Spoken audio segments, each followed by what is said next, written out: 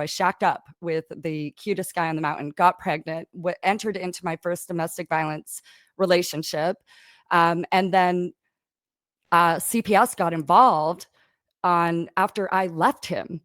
His parents got very upset. He was a drug addict, and they were dealers and stuff. So they put on me the onus of they were saying that I was what they were, because I wasn't letting them see my daughter.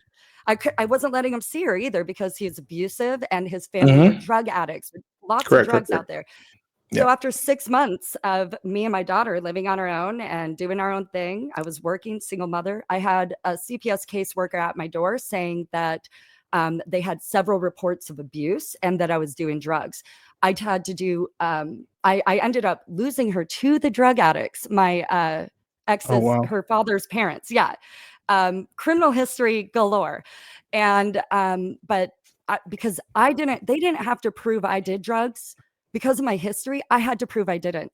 I had to do UAs for a year every week. I had to come in.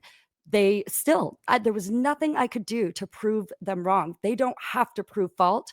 You have to somehow figure out how to prove you're innocent, especially when you come out of the system. I ended up self-representing and eventually finding my power. And they tried to TPR, they did TPR me. And I overturned I sued CPS. I was a self-represented litigant. I had the power of, I don't know where it came from.